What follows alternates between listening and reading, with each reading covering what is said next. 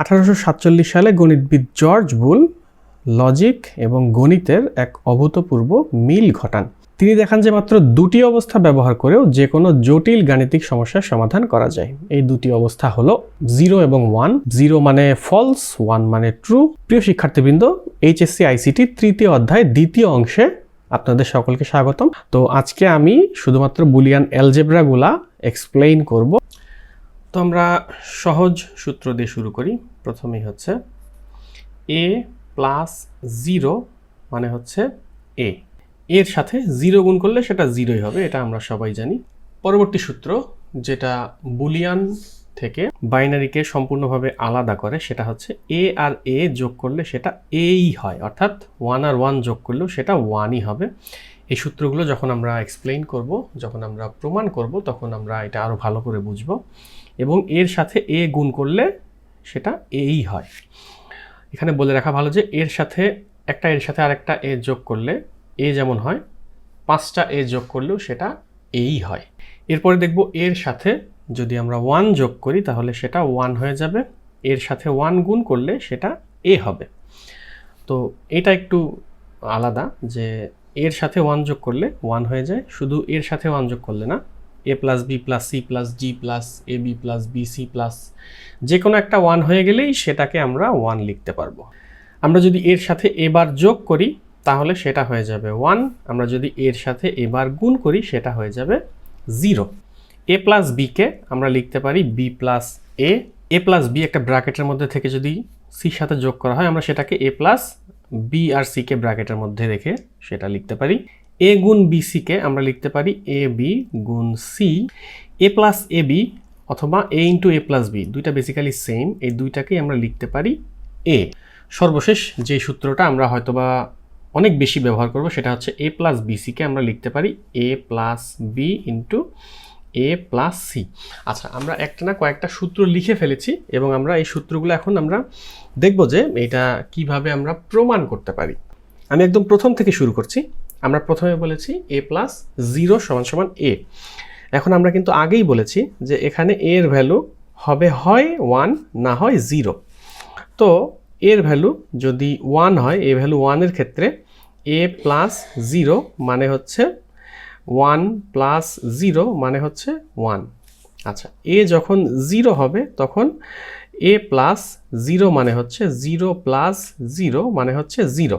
এর initial value যখন 1 তখন a প্লাস 0 মানে 1, তার মানে এর ভ্যালু আর এটা সেম, তার মানে এটা হচ্ছে a। এখানে এর ইনিশিয়াল ভ্যালু 0, a প্লাস 0 মানে হচ্ছে 0, তার মানে এটা হচ্ছে a। পরবর্তী সূত্র a প্লাস a সমান সমান a, তার মানে a এর ভ্যালু যখন 0 তখন আমরা লিখতে পারি 0 প্লাস 0 সমান সমান হয়ে যাচ্ছে 0, যেটা এর ইনিশিয়াল ভ্যালু। এর ভ্যালু যখন 1 তখন আমরা লিখব 1 প্লাস 1 সমান সমান 1, যেটা হচ্ছে এর ইনিশিয়াল ভ্যালু।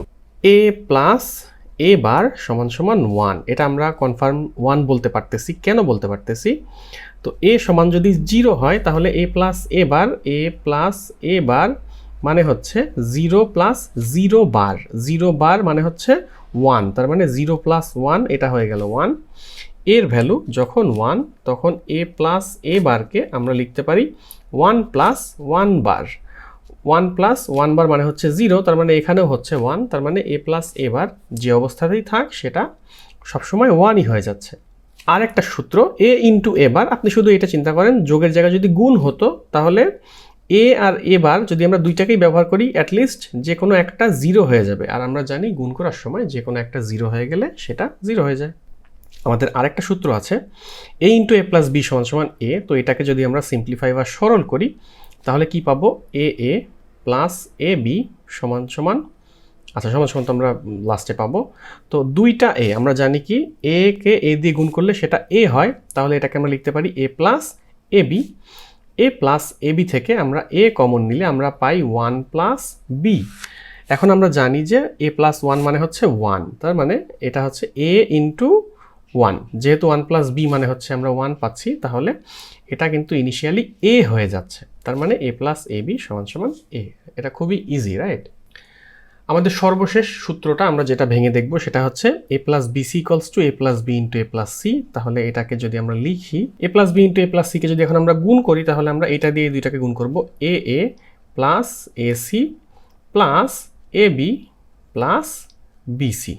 দুইটা এ কে আমি একটা এ লিখতে পারি। এখন খেয়াল করেন এই তিনটার মধ্যেই এ আছে, তার মানে এখান থেকে আমি এ কমন দিলে 1 plus C plus B plus BC. আমরা আমাদের সূত্র থেকে জানি যে কোনো সমীকরণে যোগের সময়ে যদি একটা 1 চলে আসে আমরা সেটাকে 1 হিসাবে ডিক্লেয়ার করতে পারি। তার মানে এটা হবে এ ইন্টু 1 প্লাস বিসি, তার মানে এ ইন্টু 1 মানে এ, তার মানে এটা হচ্ছে এ প্লাস বিসি। তাহলে এটা আমাদের সূত্রের প্রমাণ হয়ে গেল। তো আজকে আমরা বুলিয়ান অ্যালজেব্রার সূত্রগুলো দেখলাম এবং তার পেছনের লজিকগুলো দেখলাম। প্রত্যেকটা সূত্রই আপনি চাইলে 0 এবং 1 ব্যবহার করে এগুলো এক্সপ্লোর করে দেখতে পারেন, উত্তরগুলো একই আসবে। তো আপনি যদি ভিডিওটি এখন পর্যন্ত মনোযোগ দিয়ে দেখে থাকেন তাহলে আপনার জন্য একটা প্রশ্ন, আমি যদি এ এবং এ বার গুণ করি তাহলে আমার আউটপুট কত আসবে? সঠিক উত্তরটি কমেন্টে জানান। আমি আশা করছি আপনি সঠিক উত্তর দিতে পেরেছেন। সঠিক উত্তরটি হচ্ছে 0। তো পরবর্তী ক্লাসে আমরা এই সূত্রগুলো ব্যবহার করে কিভাবে ছোট থেকে মাঝারি থেকে শুরু করে বড় সমস্যাগুলো কিভাবে সমাধান করতে পারি সেগুলো আমরা দেখব। এই চ্যাপ্টারের পরবর্তী ক্লাসগুলো মিস করতে না চাইলে চ্যানেলটি এখনই সাবস্ক্রাইব করুন, আর যারা তৃতীয় অধ্যায়ের প্রথম অংশগুলো মিস করেছেন তারা চ্যানেলের ভিডিওস থেকে অথবা ডেসক্রিপশন বক্সে থাকা লিঙ্ক থেকে ভিডিওগুলো দেখে আসতে পারেন।